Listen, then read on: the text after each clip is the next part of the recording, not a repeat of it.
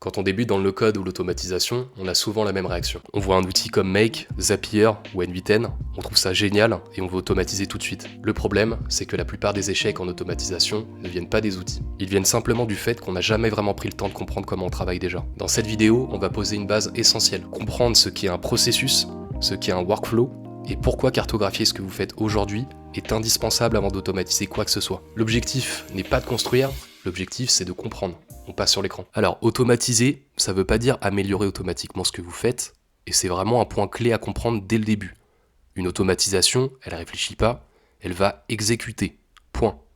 Donc si le processus de départ il est mal pensé, mal organisé ou inutilement complexe, l'automatisation, forcément, elle va simplement faire exactement la même chose, mais plus vite. Et souvent, ça va donner l'impression que l'outil ne fonctionne pas, alors qu'en réalité, le problème était déjà présent avant. Qu'est-ce que c'est qu'un processus ? Un processus, au fond, c'est simplement une suite d'actions. Donc ça va être les étapes que vous allez enchaîner pour arriver à un résultat précis. Parfois, ces étapes vont être claires, parfois elles vont être un peu floues. Mais elles existent toujours.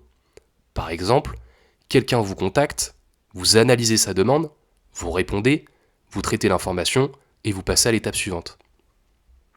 Donc même si vous n'avez jamais écrit tout ça quelque part, au final, vous suiviez déjà un processus. Ces processus, on va pouvoir les regrouper en deux grandes catégories. On va avoir les processus métiers, donc ça va être ceux qui créent directement de la valeur pour le client, typiquement vendre, livrer un service, répondre à un besoin. Et puis il y a les processus support. Donc ça, ce sont ceux qui ne créent pas directement de la valeur visible pour le client, mais sans lesquels l'entreprise ne fonctionne pas. Ça va être tout ce qui va être administratif, organisation interne, comptabilité, suivi, etc. Donc ce qu'il faut comprendre, c'est que les deux sont importants, et les deux, ils peuvent être automatisés. Mais pas forcément avec les mêmes priorités, ni les mêmes enjeux. Avant de parler d'outils, il va falloir faire un audit. Donc quand je dis audit, je ne parle pas forcément de quelque chose de compliqué ou de lourd à faire, je parle simplement de prendre le temps de comprendre. L'idée, ça va être de se dire et de se poser les questions, quelles sont les étapes réelles, dans quel ordre elles vont s'enchaîner, qui va intervenir, et avec quel outil. Et surtout, pourquoi on fait chaque chose. Très important. Sans cette étape, c'est comme si on automatisait à l'aveugle. Et si on automatise sans comprendre, forcément ça va être une mauvaise idée, parce que la suite de l'automatisation elle va ressembler à rien, et vous aurez perdu votre temps. Donc pour auditer un processus, concrètement, si on prend l'exemple d'une entreprise, on peut poser des questions aux personnes qui sont concernées, on va pouvoir observer comment elles travaillent réellement, et on va regarder les outils qu'elles utilisent au quotidien. Pour tout ce qui va être freelance, ça va être plus simple, mais ça peut être aussi plus piégeux, parce que vous faites beaucoup de choses sans même y penser, et forcément l'erreur classique, c'est de noter uniquement les grosses étapes, alors qu'en réalité, c'est souvent ces petites actions invisibles qui vont poser problème plus tard. Une fois que vous avez compris le processus, il faut le rendre visible. Donc c'est exactement le rôle de la cartographie. On va mettre à plat toutes les étapes, les décisions, les informations qui circulent, et en fin de compte, cette vue globale, elle va permettre deux choses qui sont essentielles. On va voir ce qui est inutile ou redondant, et on va pouvoir repérer ce qui peut être automatisé de manière intelligente. Donc sans cartographie, on raisonne étape par étape. Avec une cartographie, on va plus raisonner en système. Alors une cartographie, ça peut sembler impressionnant au début, quand on ne connaît pas, mais en réalité, ça va suivre toujours la même logique. Il va y avoir une entrée, des étapes, des décisions et une sortie. Les carrés qui sont plutôt des rectangles, ils vont représenter ce qu'on fait. Les losanges, ils vont représenter les questions qu'on se pose. Donc les informations montrent ce qui est transmis ou produit.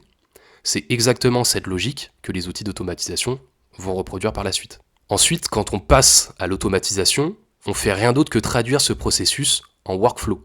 Donc un workflow, c'est la version exécutable du processus. Donc le même raisonnement, mais confié à un outil. On va avoir un déclencheur, des actions, des décisions, et des branches qui vont être alternatives. Si votre processus il est clair, le workflow, forcément, il va devenir presque évident à construire. Donc il faut bien comprendre que c'est très important de bien cartographier à l'avance, de prendre son temps, de faire les choses étape par étape, pour ensuite passer au workflow, pour que ça devienne beaucoup plus logique. Alors selon les outils, vous entendrez parfois parler de workflow ou de scénario. Alors selon les outils, vous allez parfois entendre parler de workflow ou de scénario. Donc il y en a certains qui font la distinction théorique entre les deux, mais dans la pratique, la différence, elle est plutôt secondaire. Dans tous les cas, on va définir des déclencheurs, des règles et des actions. Donc, pour pas se compliquer la vie, on peut retenir une seule chose, on va parler de workflow, point. Et ce qu'il faut comprendre, c'est qu'un workflow, il est jamais une suite de blocs posés au hasard. Chaque étape va avoir une raison d'exister, chaque action arrive à un moment précis, et chaque décision a un impact sur la suite. En fin de compte, c'est une suite logique en chaîne. Si une étape elle est mal pensée, tout ce qui va suivre, forcément, ça va mal fonctionner. C'est pour ça que la réflexion en amont, elle est super importante. Un workflow, il ne doit pas s'exécuter pour tous les cas possibles. Et c'est pour ça qu'on va utiliser des filtres. Et donc ces filtres-là, ils vont servir à dire, est-ce que cette information, elle mérite vraiment d'être traitée? Donc sans les filtres, vous allez lancer des actions qui vont être parfois inutiles. Vous allez surcharger vos outils et vous allez perdre en lisibilité. Donc les filtres, ils vont être là pour protéger votre automatisation. Et donc comment va fonctionner un filtre? C'est très simple, ça va être comme une barrière. Si les conditions elles sont remplies, on va laisser passer, sinon on bloque. Par exemple, ne traiter que certains types de contacts ou uniquement ceux qui ont une information clé renseignée. Par exemple, ne traiter que certains types de contacts ou uniquement ceux qui ont une information clé renseignée. Donc c'est assez simple à utiliser, mais vous allez voir que c'est extrêmement puissant quand c'est bien utilisé. Derrière chaque filtre, vous allez avoir des conditions. Donc une condition, c'est une question très simple, ça va être vrai ou faux. Est-ce que cette donnée, elle existe? Est-ce que cette valeur, elle correspond à ce que j'attends? Et c'est cette logique qui va être binaire, qui va permettre au workflow de prendre des décisions. Donc grâce aux conditions, le workflow, il va pouvoir se diviser. On va avoir un chemin si la condition, elle est vraie, et un autre si elle est fausse. C'est ce qui va permettre d'avoir des automatisations qui vont être flexibles, et qui vont être capables de gérer plusieurs cas, sans avoir besoin de tout dupliquer. Donc plus vos conditions vont être claires, plus vos workflows ils vont rester lisibles. Et si on regarde bien, les conditions, elles ne sont pas uniquement visibles sous forme de filtre, elles vont déjà être présentes dans beaucoup de paramètres, limiter un nombre de résultats, choisir une source précise, restreindre une requête. Plus vous allez utiliser tôt ces conditions, moins vous allez avoir besoin de corriger ça après. Donc toutes les étapes qu'on vient de voir ensemble, elles vont arriver avant le choix des outils. Avant Make, avant Zapier, avant N8N.